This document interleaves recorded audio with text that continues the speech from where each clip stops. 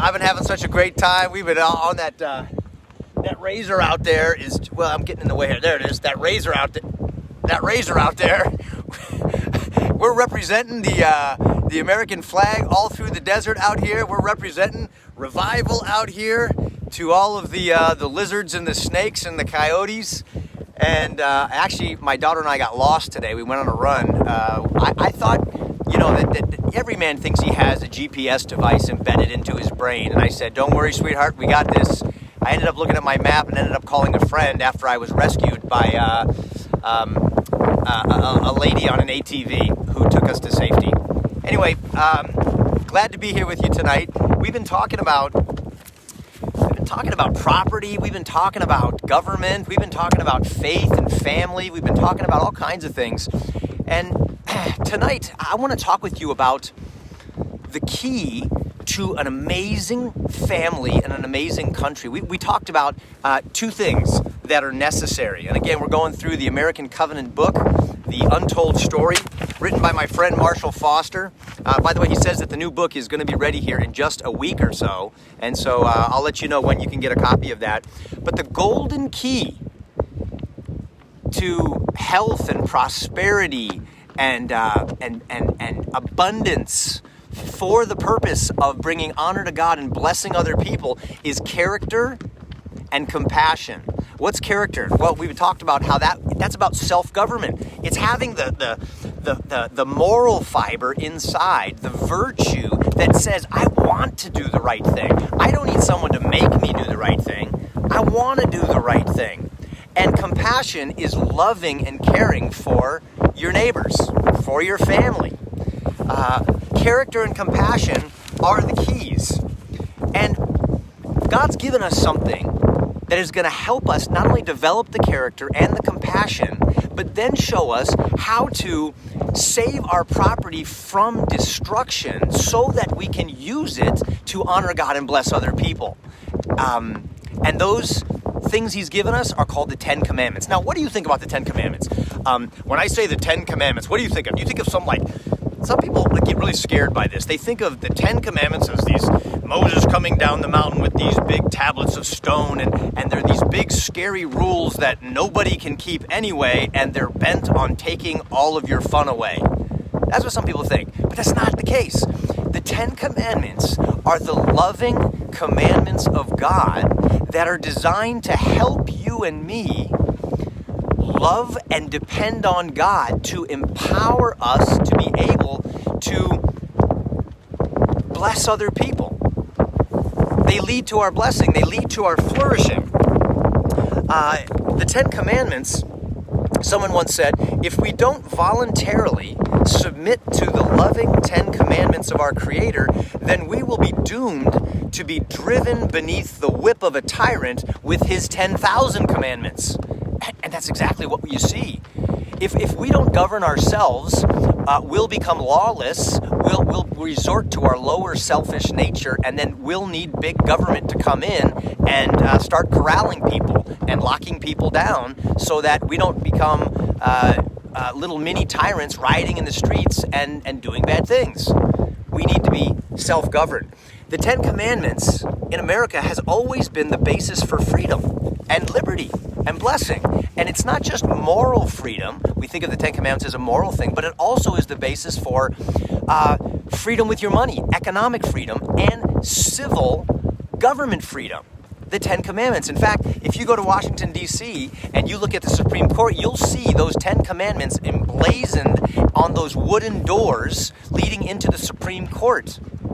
You'll also notice that when those 9 justices are making those important decisions at the Supreme Court, Moses is above their heads holding the 10 Commandments.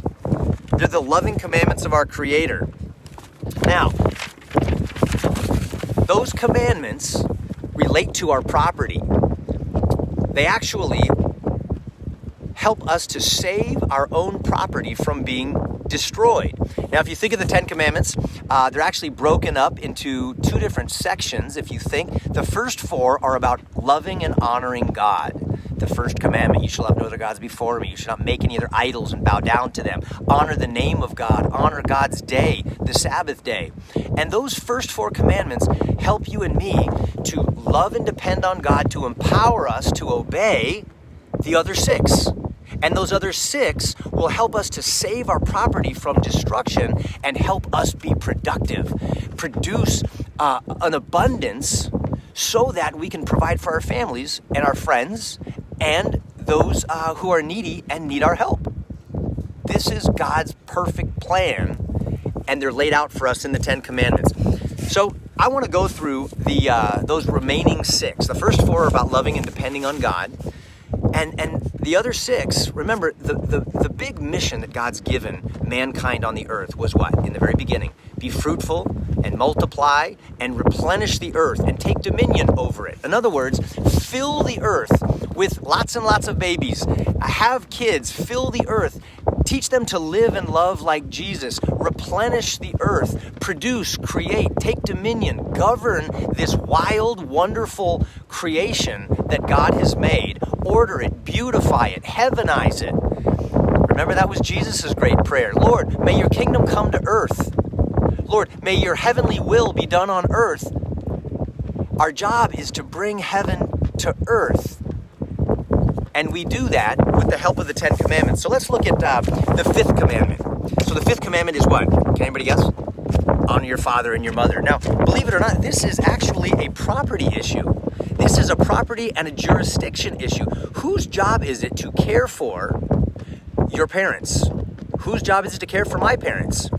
Well, it's not the government's job. Moses did not give the Hebrew government the task of caring for people's parents. That was given to the children. We're supposed to be caring for our kids. But how can we do that if we turn our parents over to big government to care for them? I don't know if you know this, but early in America, there was no welfare, there was no social security. It was up to children and families to take care of mom and dad. That's honoring your father and honoring your mother. And then productive private charities would come in for special help and special needs to assist children and family taking care of their parents.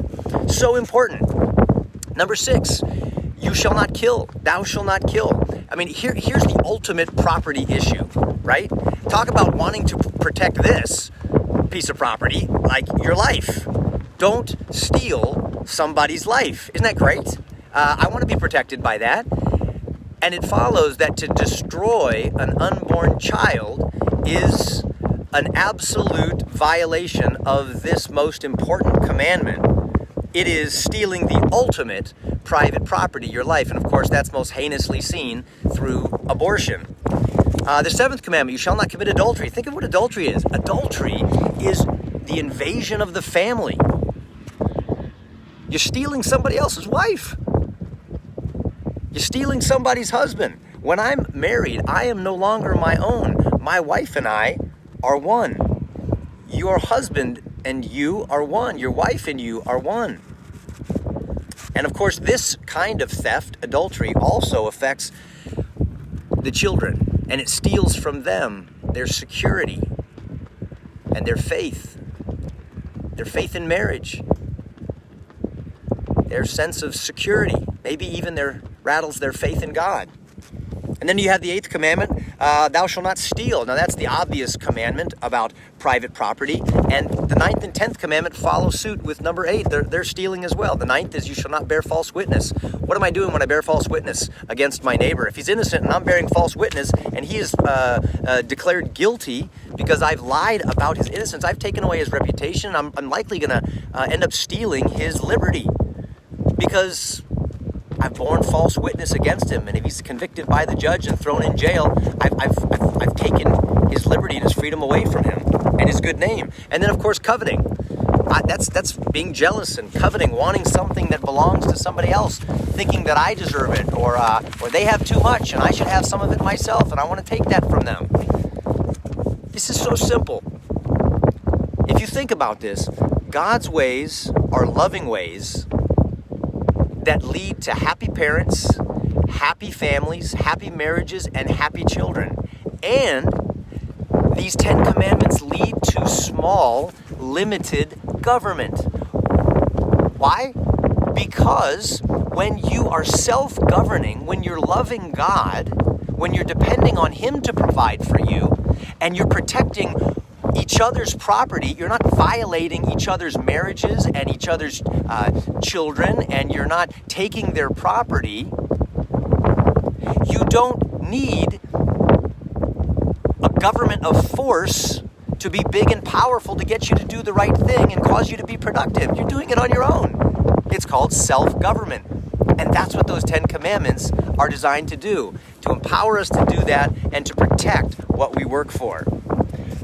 There was an early American, Robert Winthrop, who said this, and it's a great quote. He said, "Men and women must be governed by a power inside of themselves or a power outside of themselves, by the Bible or by the bayonet." You get that? You and I are either going to be controlled and governed by my conscience inside of me, my own heart, my own sense of wanting to do what's right in the eyes of God. I will be governed by a power inside of me, or I'll be governed by a power outside of me, the police, martial law, big government. They're going to come tell us what to do. Either govern ourselves by God's loving commandments in the Bible, or we will be governed by the bayonet. In today's parlance, that'd be a bullet. It'd be bombs. Our choice today is very real. Dr. Foster says it's either tyranny or it's freedom. It's God's commandments voluntarily taught and obeyed, or the hundreds of thousands of commandments forced by an all-powerful government. Which would you rather have? I think I know the answer because you and I are members of the family of faith. Teach these things to your kids. Don't just teach them rules.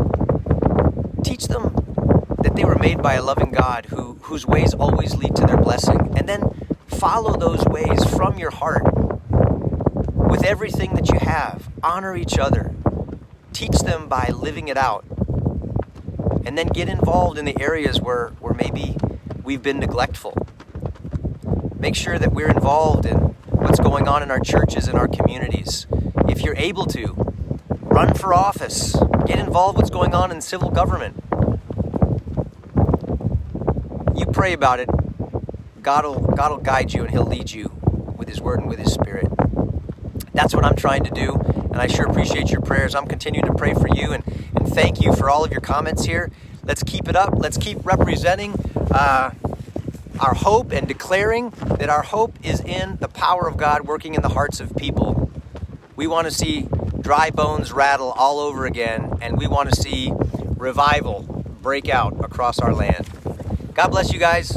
Look forward to seeing you tomorrow night.